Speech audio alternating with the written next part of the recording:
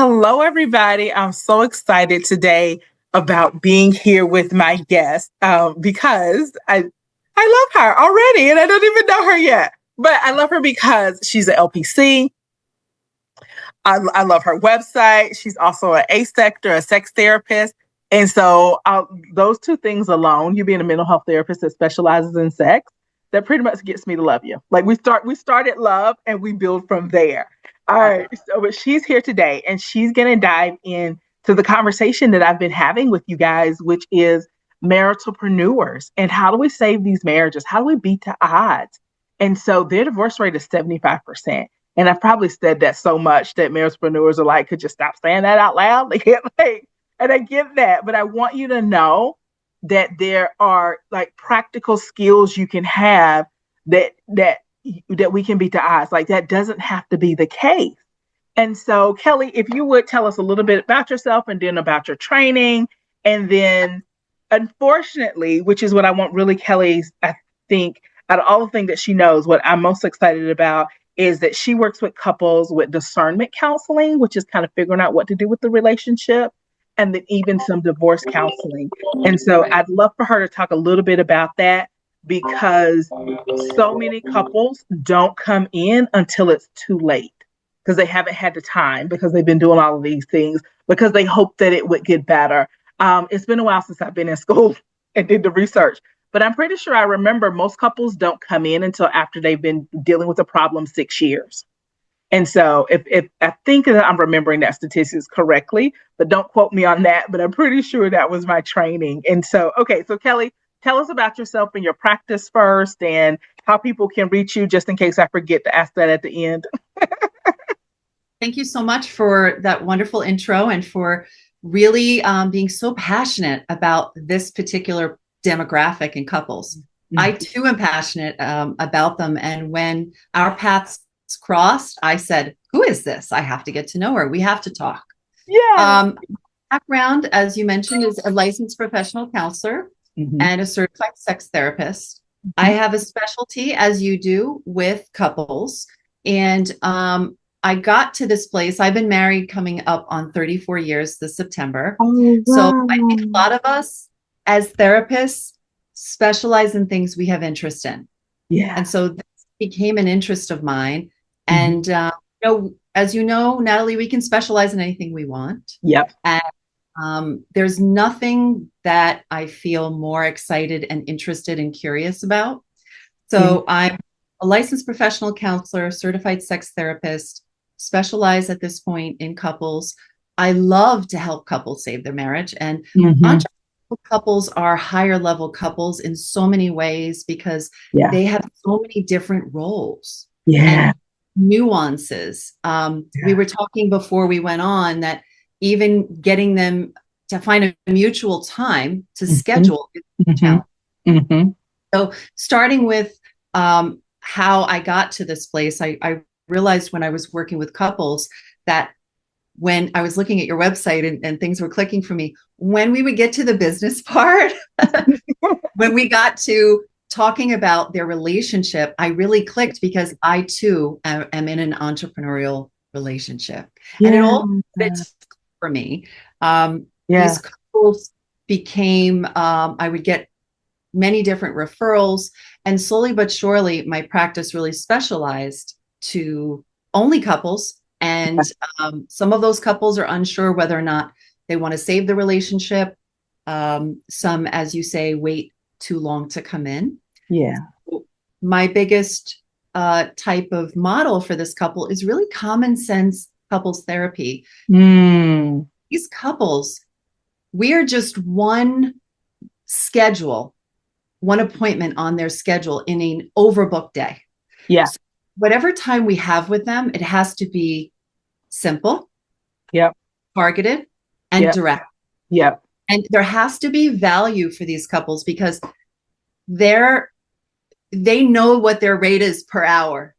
It's in their business, whether it's in their global law practice, medical practice. So we're up against a lot to deliver. And if they don't have enough of return, sort of ROI on the early on and there isn't momentum, we find they leave. Yeah. Yeah. Yeah. Because I could be doing something else with my time that's moving me forward in some type of way. Even if that way isn't in the marriage, I could be doing something else with my time that's moving me away. And so definitely, which is why I actually, for my Maritalpreneurs, offer the weekend intensive so that like it's bang, bang, bang, and then we can go. But I've also noticed throughout the years, my Maritalpreneurs, their work schedules are all over the place. And so it's hard. It has been hard to pick like one consistent time. And then the other thing for me that I haven't liked, and I'm still playing around with the right amount of time to doing a session, because sometimes I can get it in the 50-minute hour, and then sometimes this problem is way too big for a 50-minute hour.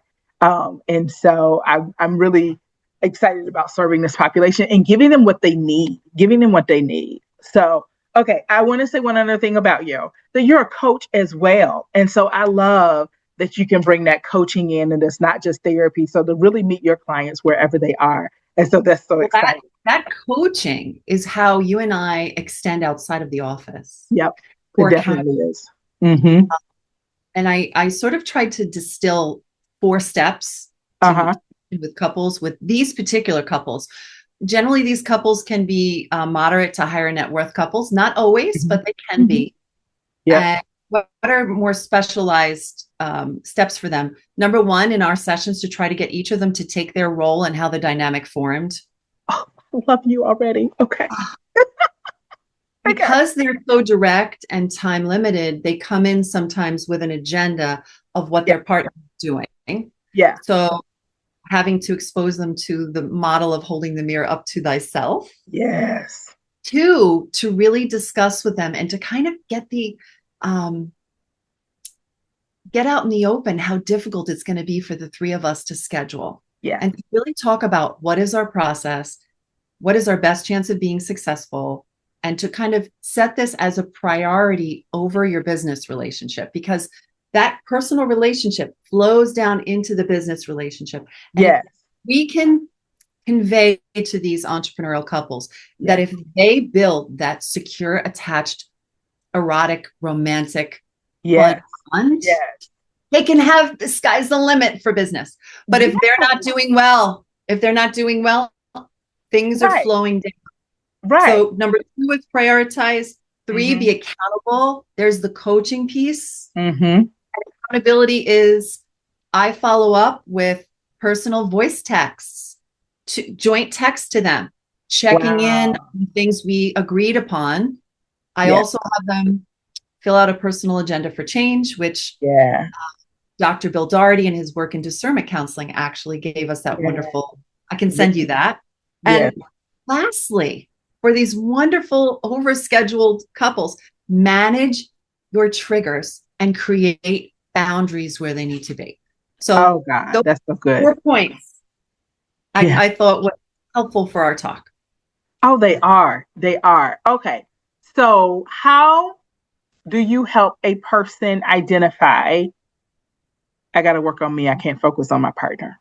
Because if I want our marriage to move forward, I got to work on me. Like, how do you have magic words? I do.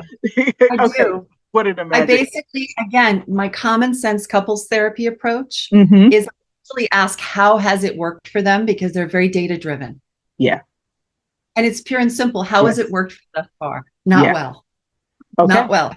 And really explain that I try to prioritize the top 3 big issues and actually have them write it down so we know. And if I can get them to have a moratorium on talking about those 3 biggies outside of the session initially and save it to the team, the 3 of us, we actually have a chance to build momentum.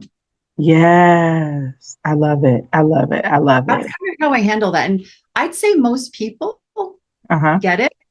Yeah. The managing your triggers part is the part outside of here that I'm hoping that each of them has their individual therapist. If not, I have plenty of people in my building that understand relationships and I've shared clients with, and people in other buildings as well that I can really trust. They can talk about intimacy, sex, pleasure, money. So having resources for the couple outside of me, because I can't do everything. I'm working with the 2 of them as a team. Mm-hmm. I want to say so many things. I want to say what's coming up for me right now, actually, because I was reading it yesterday. I was doing some work and I just was like, I don't know if you've ever heard of the book Think and Grow Rich, but it's such a classic book. So there's like a whole section in the book about like sex and the power of sex and how it impacts your creativity and everything. And so like I want couples, these entrepreneurial couples, so much to like get it right and have all of that, because I've experienced personally when the relationship is rocking that you can rock it out in every other area. I've also personally had a relationship just crumble and was stuck for 2 years, just emotionally stuck. Like I can't do anything. I'm not doing anything. I'm not moving forward. I'm not working. I can't. And just reeling from that. Right. And I know people who've gotten stuck up to 10 years from a relationship that came to a demise. So what's the number one piece of advice you would give to a couple that's struggling right now? What would you say? I explained to them that this is like chemo and radiation at the same time. Okay. Prioritization is if you have to go to Sloan Kettering for your relationship, go now. And most people are not waiting. So to your point about when the relationship ended and feeling stuck, I kind of, on the other side, I'm trying to motivate those couples not to wait. They have to have momentum to want to do it. And both of them have to agree. The relationship has already ended. Generally, as you know, we're waiting for someone to hit their bottom. If someone hasn't got so tired of themselves and giving away the precious resources of time and energy, there isn't a lot that we can do. I usually say, if I find myself cheerleading, I have to kind of sit back in my chair a bit more and just take it in myself. So we want to inspire couples. That's part of the coaching. Like I'm half therapist and half coach. The coach in me says, what do you need me to do for you? Yeah. They have to outline that and we can help them outline it. I sometimes go on the cheerleading side and I'll say, you'll feel so much better when you pick yourself up and I'll be here to help you through the steps. So sometimes I'll see if that helps. And if it does, they take those nuggets of sort of momentum, then I know it was okay. But it would have a limit of how much I tried to kind of scoop them out of that stuck place. Yeah. Okay. If a couple, let's say for whatever reason, they can't figure out, because you're in Connecticut, right? Yes. Okay. And I'm in Georgia. All right. And let's say they can't find the right therapist for them. What's something they could start doing right now in their relationship that would help until they find the right therapist and can get in? Right now, they can have dinner at the kitchen table. This sounds really remedial. Yes. People have dinner in front of the TV. They're binge watching.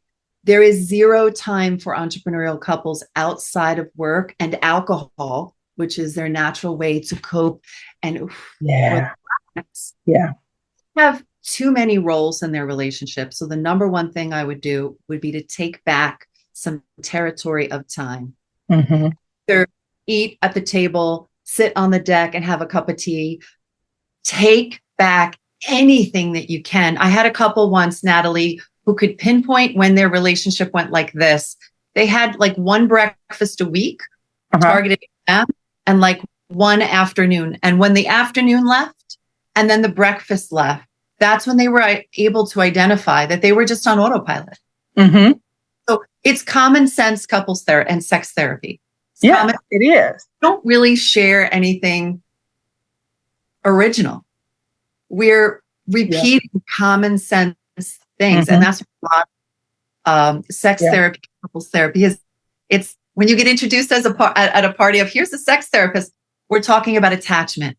We're talking about accountability. Self-care. Basics. Time management. Like time management.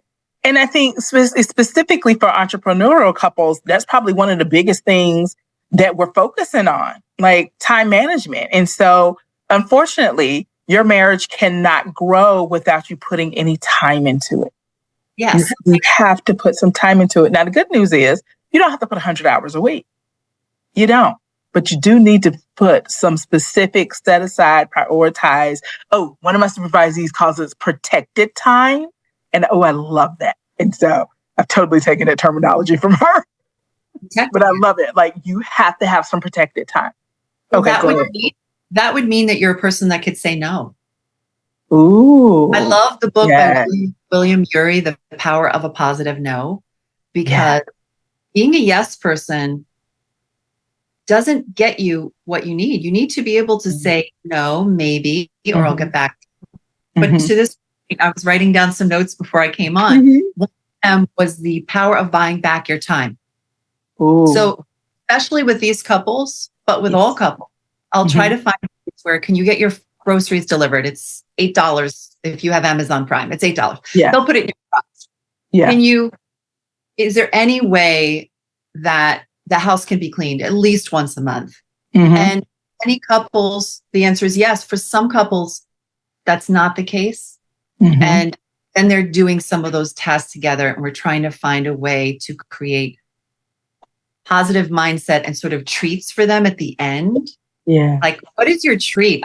Sometimes a couple will text me. One couple texted me a peppermint patty. Peppermint patty. It can be as small as a treat as you want it to be. Yeah. So whether you buy back your time or whether the funds aren't there, we can create a vibe. Yeah. That there will be something for the big kids, because we're just big kids. Oh, that's my God. Oh, that's so great. I love it. I love it. I love it. Okay. All right. What else do you have written down? Because I feel like you have some nuggets written down that we need to know. Well, I was thinking about your website and how you came to realize that a 50 or 60-minute session wasn't enough. Yeah. And it wasn't enough to do that deep work. And you were saying, I really liked the last session of the day. So the power of the extended intensive sessions is actually more of what I recommend for couples, because deep work, 60 minutes is more maintenance. Yeah. 60 minutes is where we're coming in, we're checking this, we're tweaking that. Initially, a lot of these couples, especially multi-layered entrepreneurial couples, they need more time. They do. They describe things more. They have more nuances because they have all of the roles. Yeah. Yeah. So something I wanted to really kind of educate listeners and also other therapists who may be listening, because that's something they don't give themselves permission to do. Yeah. To be able to do the treatment plan for your clients, and of course, partner with them. They have to have time, and childcare is an issue, and cost is an issue, and proximity to family, of course. The intensives I have found are more along the lines of what couples need, at least in the beginning, and especially for affairs. Yeah. Can you imagine an entrepreneurial couple with all of these roles and with an affair on top of it? Oh my gosh. Just, the myriad of issues and conversations that would have to happen. Oh my gosh. But what I did in 2024 is to make affair recovery sessions a minimum of 120 minutes. Okay. And that just scratches the surface. It goes like this. Yeah. So that is something that I think most people in our field are not doing.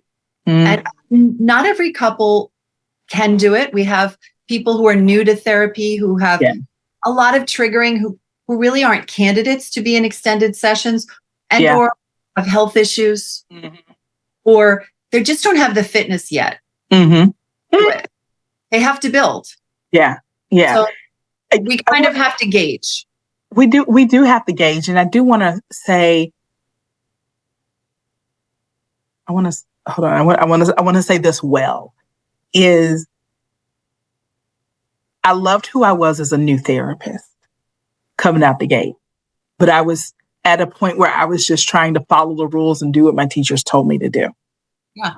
And so I love the therapist I am now, that where I can really throw all the rules out the window if I need to and address my client's need. And I'm no longer just trying to follow the book and do right.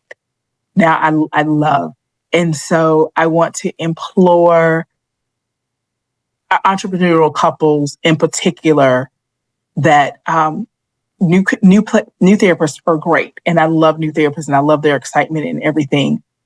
But my entrepreneurial couples, sometimes the issues can be so complex that they really I want to take a moment and implore that you guys find a clinician who has a little bit of maturity or expertise to really deal with all of the myriad the complexity of an entrepreneurial relationship. Because we could be, and I'm thinking of one couple and then if we throw an affair or like poly on top of entrepreneurial, on top of child raising, on top of balancing finances with entrepreneurs, oh my God. And to your point about poly or polyamorous, for those who are swingers, right?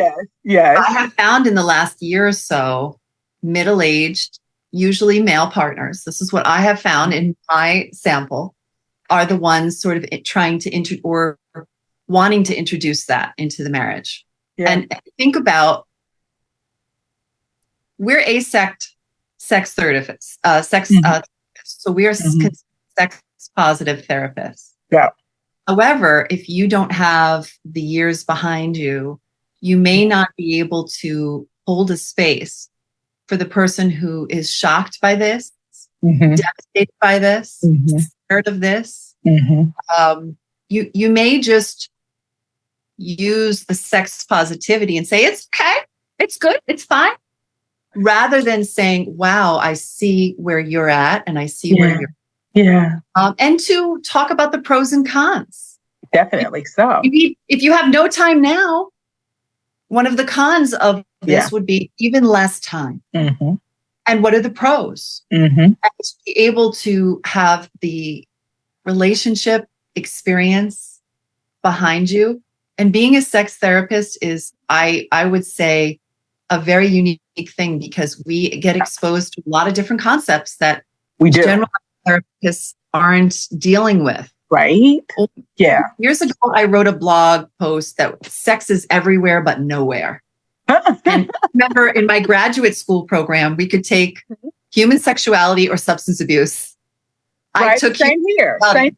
Yeah. Yeah. Most clients don't know that it's a specialization that you and I went back to do, because I know that once I was working with couples, it was essential to be able to talk about pleasure. Now, as my picture ages, I'm getting breast cancer, prostate cancer, double mastectomy, reconstruction, pelvic pain. And so it's important to be able to grow with your client base. And I'm really glad that I went through this whole process. It's made me a much more informed therapist, and you as well. I could tell. Yeah. So thank you for putting that out there, because trying to find a therapist that you fit with, that also has the right training, who will see you, who has openings, also in your budget, it's really challenging. It is really challenging. It is. And so we don't take that lightly. We understand that can be challenging. That definitely can. Okay. All right. What advice would you give to all couples? If you all entrepreneurial couples, if you just had to say a 1, 2, 3, I want this for you. If you could do these, we got kitchen dinner table, kitchen table, dinner table, no electronic. All right, what else? When you come into a room, when you come home from either you're working upstairs together in your business, or you come from your office, wherever you come from, notice your partner rather than scanning the room for what the kid is doing or not doing, whether they're still up, whether they've been bathed or not, whether there's toys on the floor, whether or not the dinner is made. Come over to that other human that is your human and go, hi, how are you today? Yeah. And when we look at our partner, we have those beautiful mirror neurons. That's the main takeaway that I can distill again, common sense. Yeah. Hi. Because when we look at affairs, if I had time to write a book, it would be on the anatomy of an affair, which is someone is noticing your partner and they're greeting them. Hi, how are you? Such a great dad. You're such a great mom. How do you get it all in? Appreciating and noticing. So that is a kind of bulletproof your relationship. We don't want anyone encroaching on our relationship. Yeah. And we have to remember to actually see our partner that is not a piece of furniture. Yeah. So 2 things. A, I'm going to ask you to write that book. And I know you're probably pretty busy because you yourself are an entrepreneur. All right. So that's right. We are. And you have a relationship. And you have clients to attend to and all of the other things of life. But if you could just start writing that book, the world is going to appreciate it. So definitely, I want to pull that out of you. And then 2, Esther Perel's work just came up for me as you were talking. And Esther Perel's work around seeing your partner with new eyes. Yes. And being able to look at them. And I think entrepreneurs, because we're always new and excited about a new shiny business idea or something that we can implement or a new system, we can get very shiny new eye syndrome with business stuff and not realize that we're not doing it with the human beings in our life. And that we do need to get excited about the human beings in our life. And that is something that we can do intentionally. And that it needs to be done intentionally. And so if I had to give entrepreneurs like one kind of piece of information is I would love for you to, if you do something for the business, do something for the marriage. If you I love that. Sow into the marriage. Right. So that we're taking them up. And so I'm actually working on a presentation right now. And the idea that I had in my head was a person trying to roll 2 boulders up a hill at the same time and how hard that is. One being marriage and one being the business, and how hard it is. It's hard enough to roll 1 boulder up the hill, but when it's 2 different you make boulders, 3. You do 3 because there's kids. Oh, yeah. 3, and they're flash floods usually. They're not using their prefrontal cortex to do all this planning. It's always like, mom, dad. Right. So I think that is a great visual. And with the kids, that's the trifecta. We got it. Okay. I'm going to add a flood to my picture. Thank you so much. I'm going to have to get it specially drawn. But so what you're talking about is intentionality. Yeah. And really setting your intention. Yeah. What Esther talks about is watching your partner walk across the room and go, yeah, look what I got. Yeah. Because someone is doing that. Yeah. Somebody's doing that. It's training to be able to look your partner up and down and go, yeah, look at my partner. Yeah. Look how they try to take care of themselves. Yeah. Not are they skinny or are they perfect? Yeah. It's, wow, my partner really goes above and beyond to really do their best. And that's such an attractive thing. It is. But a lot of times we see people on their phones at parties and we don't see touch. And my clients get very sad if they come in and they're not doing well. Yeah. And out to dinner and a couple is sitting on the same side of the booth and they're canoodling. They will come in and report back about it. Someone is upset. Why don't you touch me like that? Yeah. We do that. Yeah. Why don't you have that? I should have that. So, and it's not just about, okay, I want it to be more than why aren't you doing it for your partner? I would love the conversation to be, why am I not taking that for me? Why am I not utilizing touch, utilizing a moment of just present with another wonderful human being, which I've chosen to marry and love and be doing life with? So what's going on with me that I'm not choosing the moments to be present?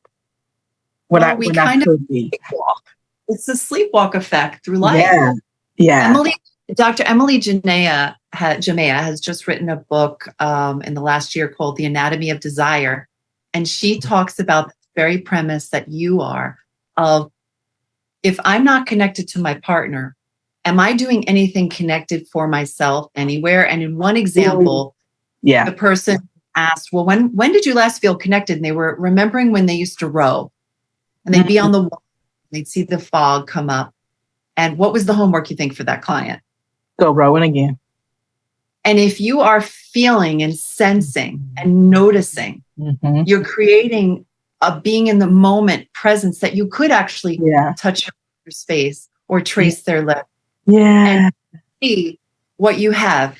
If you're doing that for yourself and you're connected to your own body rather than walking. Yes. Oh, that's so great. That's so great. Because the other thing, particularly with entrepreneurs, is they can work, and not live life. And they're good at it. They're so good at it. Yeah. And I gotta say, like, when I look back on when I was like really building the practice, like I was building actively every day, everything was off. My health was bad because I wasn't leaving the office until after 10 many nights. I think at one point I was seeing clients up until 9, so I wasn't leaving the office till 10 or 11. And then I'd go eating dinner, probably eating dinner late. And there's not a lot of healthy choices at 11:30 at night. Just no salad place is selling salads at 11 o'clock at night. I'm just take my word for it. Don't try to do it. And so when I think about an entrepreneur in that state, I'm sad for them and I'm sad for their relationship. And so I think if you're going to be an entrepreneur who's building and you're in a relationship, you've got to consciously choose to do both at the same time. You've got to be intentional. You've got to have a conversation with yourself of, I'm building a business and I'm building a relationship. I'm building a relationship and I'm building a business. So each one is going to require laying bricks, to say. And you got to be really intentional about it. I don't think I can say be intentional enough. Like you've got to be intentional in relationships. Don't run on autopilot. And if you're an entrepreneur out there listening to us right now, and you've got to put balls to the wall on this business for a little while, this may not be the best time for you to enter into a relationship. It may not be. But one quote I want to give you guys that's been coming up a lot lately. I actually just got into a new coaching program where I'm the student. And in that program, they keep saying, slow is smooth and smooth is fast. And so that's their saying. There's one that one of my mentors gave me, which is the slower you go, the faster you get there. And so both of those are kind of sitting with me. And I would love for my entrepreneurial couples to know, if you're building a business and a marriage at the same time, the slower you go, the faster you're going to get there. The more intentional you are in doing these little things. And again, you guys, we're not asking you to spend 40 hours a week just to start gazing at your partner, but there does need to be some protected, intentional time in there. So, okay. All right, Kelley, let me give you back the floor and tell us, what other wisdom do you have for our wonderful entrepreneurial couples? Well, occasionally we have couples who are not sure they want to rebuild the marriage, and they would be considered sort of mixed agenda couples. This couple may have had unsuccessful couples therapy before, or maybe it was successful and they learned tools. Yeah. They communicated better. They showed some of their parenting differences. Yeah. In general, either the therapy didn't go far enough, or the couple wasn't ready to kind of complete the therapy. They left when they just started to feel better. Many of these couples could also come in as a referral from a non-adversarial mediator or collaborative divorce provider. They will show up in those settings where one person is crying and sort of not sure why they're there, and the other party has done more of the processing, is sort of ready to start talking about the process. And mediators or collaborative divorce say, nope, they're the last stop. They know about discernment counseling. In Connecticut, we have a wonderful nonprofit called the Connecticut Council for Non-Adversarial Divorce. Oh, wow. Which I'm a member, and it consists of family court judges, mental health neutrals, certified financial folks that aren't selling financial investments, but are only there to explain how to divide assets, answer questions, and of course, licensed attorneys that are mediators and collaborative divorce providers. This organization, we train every month interdisciplinarily. So I've taken the mediation course. I've taken the collaborative divorce course, not to be a mediator or collaborative divorce provider. I like my lane of mental health. As a mental health neutral, I now know what they have to go through. I have been in mediations as the mental health neutral, so I get to see and feel what the process is like. And when these couples, wherever they come, whichever some of those areas they come from, the central dynamic is one person is sort of leaning in and one person is leaning out to some degree. Yeah. And therefore, you can do couples therapy. Right. Couples therapy, the couple could have many identified issues and they're both like, no matter what, we want to try to work on this. Yeah. When you have a person who says, I'm not sure, we can't give them the medicine of couples therapy. We have to do this wonderful process created by Dr. Bill Doherty. I train with and his organization monthly. We just had a big symposium out in Minnesota where discernment counseling was birthed a long time ago. In a nutshell, this process is to look at the three paths that a couple like this would be in. One would be they're kind of in a status quo. Gotcha. It could, in some ways, these couples could continue on like this forever, but in some ways, that status quo is very toxic. It could be indicating their parenting, their health. Yeah. The path we're looking at is discussing a healthy healing separation or non-adversarial divorce. The third looking at for them is discussions of moving to 6 months of couples therapy with divorce off the table and an all-out effort to save the marriage. Yeah. It is a very intensive process. There's 7 sessions. Therapists generally will do 5 to 7. I do 7. And they're generally, the first session, we're coming in to identify what has happened in the marriage. What has each person done to try to rectify? This is an important discernment question. Rectify the problems in the marriage. And that's where someone will really reflect. Have I gone to therapy? Have I listened to a podcast? Have I tried to work on my drinking? Have I tried to work on my anger with the kids? We will look at how often have you thought of ending the relationship?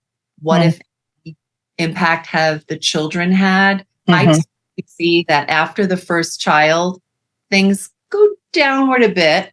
Yeah, definitely. Second child, that's what I really see. And again, these are patterns. This doesn't apply to everyone. I can only speak to the pattern with my client base.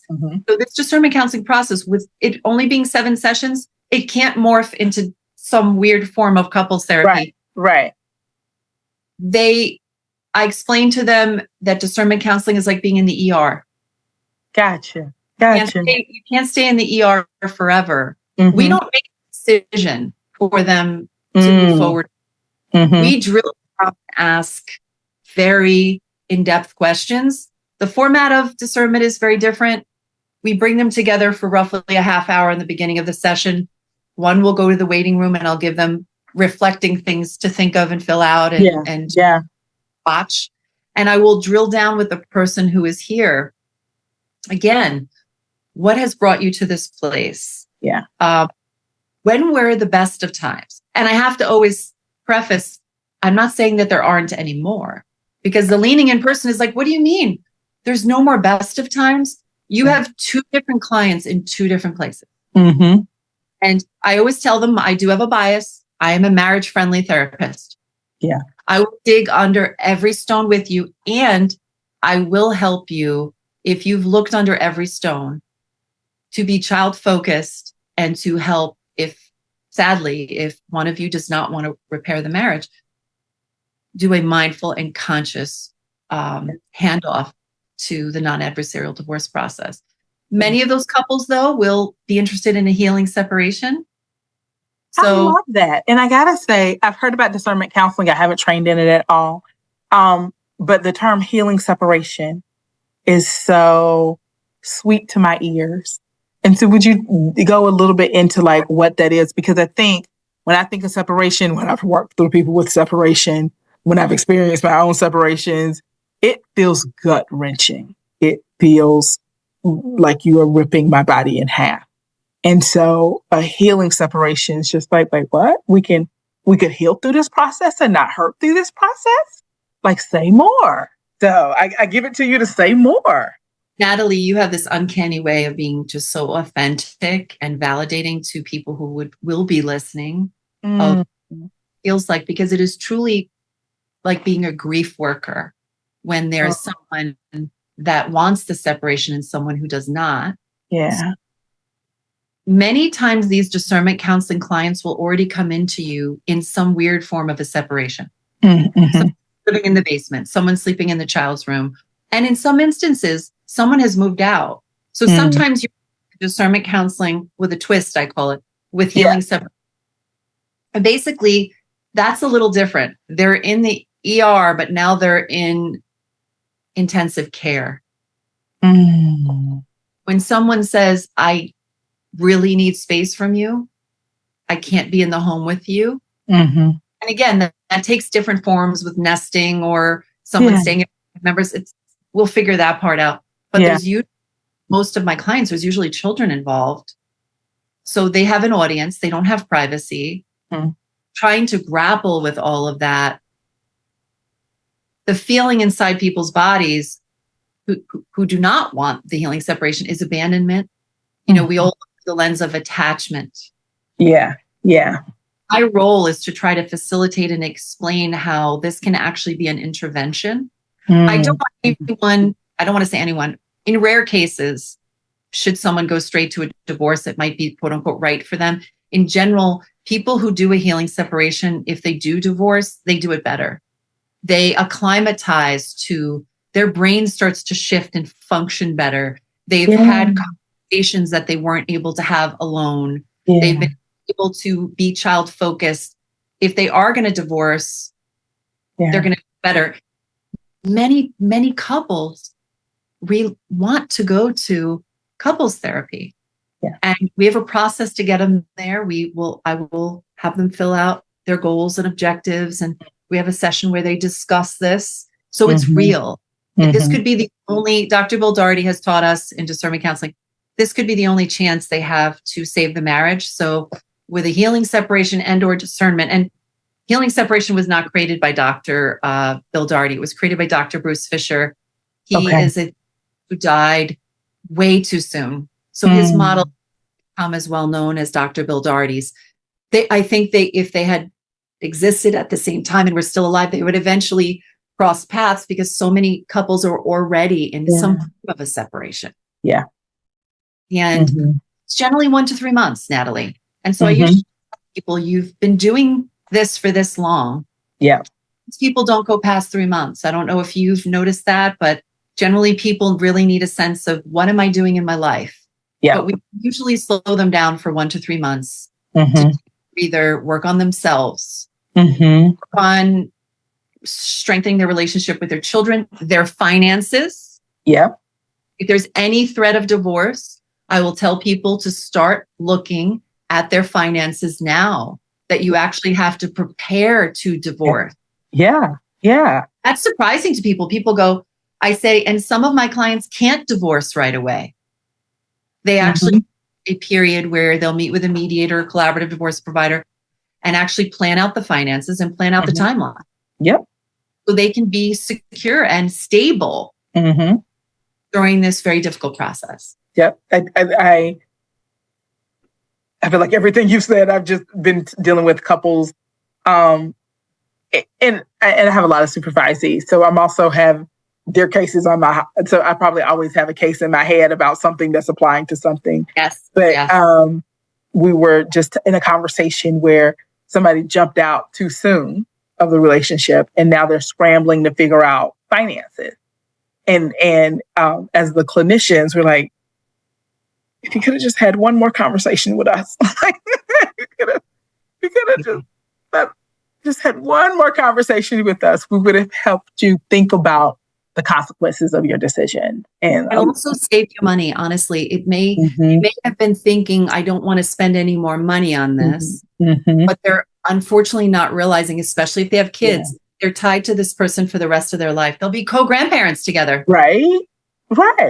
Yeah. And so you're right. I will often, if a couple has like threatened divorce through group text, when they come in, I'll remind them, you don't have to do that. You can schedule a session because you've had to live with this person now.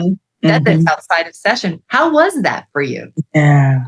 Generally, it's very disruptive to their home, their ecosystem. Yeah. Very. And to do that with us, to make it with us, we are trained for this. We are trained for this work, and we will help them get through this and eventually have, if it is divorce, a healthy recovery from divorce and be healthy co-parents. Yeah. I'm very focused on kids too, because my other master's was in education. Oh, wow.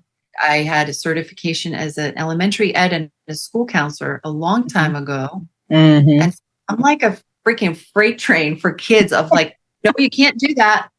You're not moving out, Steve. I'm so sorry. So to be a strong provider and to take the lead for kids, to say, no, it's Christmas Eve. You're not doing anything right now. Yeah. We need to wait till January 2nd. Yeah. Where these kids will grow up and be adults that detest you and detest Hanukkah or Christmas. They will. Yeah. So sometimes we have to be very defend kids and remind them of their role respectfully, always respectfully, but letting them know, you picked me. You saw that I was child focused. Yeah. Yeah. I try to tell people who have kids that I am going to really help them shrink down into what it would be like to be a kid. Yeah. And to have your whole world change. To be in a bedroom your whole life and then not to be in that bedroom. You know, what's that like? And so I wish more parents would think about that before they make these, what can feel for me like a knee-jerk decision. And I'm sure for them, they've been like, but I've been dealing with this for 5 years. All right. So I want to shift a little bit back to entrepreneurial couples.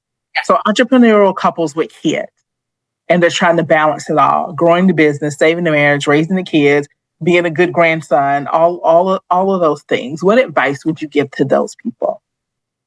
Well, usually one person is designated for the kids.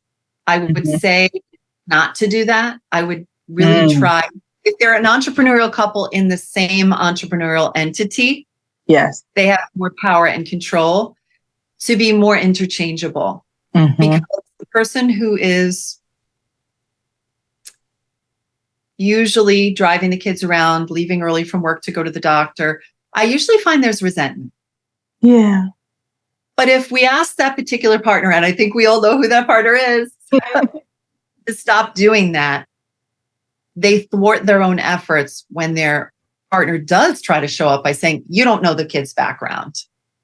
You didn't do that correctly. A lot of unwanted feedback. So if they're in the same entrepreneurial entity, I would say try to be an interchangeable couple. Yeah. If they're two separate entrepreneurial businesses, what usually happens is whoever the higher income earner is, that one gets the pass for the kids. The person who makes less, as long as they have talked about the fact that they will pinch hit if a child is sick, and they've talked about it, and there was an agreement. Quite often, either one partner said, I'm going to do it, and then the other partner is saying, well, why can't we just have a nanny? Why do you have to do it? As long as there's an agreement. And a lot of times entrepreneurial couples they don't have any time to make their agreements in their personal life. Right. And that I usually see, I have been so bold in the last few years to say, I don't see great outcomes for the stay-at-home parent. If I look at the gray divorce, entrepreneurial couples being at the higher risk of divorce, and by the way, higher risk of reward too. Not risk of reward, higher rewards if they're pooling their efforts together, right? There's so many positives, but that's kind of, I've been bold, and I've really said, if someone's thinking of leaving their job after the first pregnancy or second one, or ending their business, I'd be like, can I give you some feedback? Is there a way that you can keep one foot? Because I see the couples in the gray divorce where that person gave up everything for the family. And I have 2 daughters. I've been bold to them to try to share some of that information. There's something about working and having mastery purpose, even if you are a volunteer and you're doing philanthropic, you're on a board volunteer, that you're using your skills and tools, and you're a separate in some way from the house and kids. I've been very bold lately in actually being direct with people. And sometimes people look at me like, I go, it's the data that's come in. But it's that goes back to common sense. Like, at the end of the day, it's so funny. I laugh. I feel like the older I get, the more cliches are just true. And so it's basically the cliche, don't put all your eggs in one basket. Because if that basket goes away and that's all of your eggs, that's all of your eggs. And so we don't want you doing that. Yeah. Basket. And we do know which partner, which we do know what we're talking about. We have to be careful with gender. We do. We have to be honoring of and I think one of the things that I'm seeing in particularly is when the female is the higher income earner, and the dynamics of the relationship are all kind of thrown off because they're not the traditional roles. And so they're trying very hard to navigate what this can look like for us, because it's almost like they're forging a new path for themselves, and being comfortable in those roles and not feeling resentful however they show up and come up. And so we do have to be careful with gender, but it's a thing that's out there and that people are struggling with. So we also got to talk about it. And how do we do that? I usually say age 20 and under, they're feral. I love you guys. I love you 20 and under. But I really wouldn't use any norms of any kind. I don't work with that population. I have in the past, in my early years. So I know what their norms are going to be. I can only do the sample that I have. And, the gender norms are alive and well, whether we like them or not. They are. It's there. And even in non-gendered people, I had a couple, they were both non-gendered, gender non-binary. And I actually said to them, you guys are pretty traditional. I said, did you want some feedback? As progressive as you are. There was a lot of traditional, especially around money, because we all have our money story. And we inherited our money story from our families of origin, from our community, our friends. And so that money story, I think, shows up in so much of our couples and our sex therapy work. It does. It does. I remember so I was a great sex therapist doing it. And my supervisor at the time, Erica Pluhar, noticed that I was really weak on money and asking money questions. And she was like, sex and money kind of go together. Like, you gotta, and really improve my skill level as a therapist, being able to sit and talk about money and relationships, which I'm so excited now. I should call her and tell her thank you. Because now that really helped me with the entrepreneurial stuff. Like, when we're dealing with entrepreneurial couples and, well, I made $200,000 last year and you should be having sex with me every day because I did this great thing. And how all of that plays, how it all plays and mixes and interacts. So actually, I'll send her a thank you text message after this, but it does all play together. Like, it does all together. It has an impact. It has an impact. And we don't want to talk about it out loud, but there is this thing in our culture of, if I make a certain amount of money, then this should happen to me. These things should happen for me, with me. I shouldn't have to work for these because I'm working so hard over here. And how does that play out with the entrepreneurial couple in the bedroom and outside of the bedroom, with doing the dishes, with all of these things? I remember the comedian Steve Harvey saying something to the effect of, like, I work too hard, I'm not picking up my clothes off the floor. Not. Oh, yeah. I've heard many versions of that. Yeah. And so, okay, but we still got to share a bedroom together. And I'm not having a maid in here at 9:00 at night, pick up your pants. And I'm tripping over and going to the power bathroom. Differential. And we talk about that as sex therapists. That's why your supervisor was so great. I'm thinking of it now. The power differential of who makes more money. Right. Think about it, throws everything off, and the person who makes less money is still able and should be participating equally. Yes. The person who's the breadwinner. Yes. To create agreements. Mm-hmm. What are our agreements? Mm-hmm. But when you're working it's all hands on deck when you're an entrepreneur. Yeah, it is. So I liked what you said in the earlier part of the session, taking the time, going more slowly will actually help you go fast. It will. It will. It will. And I actually will tell clients, you'll make money off of what I'm telling you. Oh, I love You'll that. make money. You'll make money off of what I'm telling you. Down. Yeah. You'll make money off of being a strong team. Yeah. Yeah. And that is just how their brain thinks anyway. Yeah. Makes sense for them. It does. Okay. I might take that from you. Okay. Winding you down, because we can talk forever about all of these things. This is a love for both of us, I can feel. All right. What's a takeaway that you want clients to have today? For the entrepreneurial couple that's struggling in the marriage, they can't figure out how to do anything different, but they know something has to give. What would you tell them? What's the takeaway you want them to have from our conversation today? I want to actually let them know that it is possible to be in a relationship with a partner that you have an entrepreneurial connection to some degree with. Yeah. And it's going to take you putting the mirror on yourself first. Yeah. See what amount of gas you have in the tank to see what role you've played in creating this dynamic. Mm-hmm. If you do that and you're curious, there's a path. Yeah. Other than itemize what they're not doing. Yeah. Not to take more than your role. Yeah. Not to be enmeshed, to have your boundaries, but to really say, what are some things that I need to shore up in myself? If you can start with yourself, amazing. A partner will go, wow, look what they're doing. And our partners don't need a lot. They need to see effort to change. They don't need perfection. That's what I would say too. Right. The bar is a lot lower than you think it is. They just need to see that you hear them and that you're willing to try to get back when you've gotten off.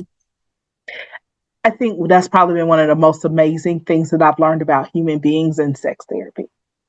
When I've had a couple sitting there and one person's frustrated that we're not having sex, how many times it actually hasn't been about them actually having sex. It's been about, I don't see them partaking or giving any effort toward it. It feels like they don't care because there's no effort.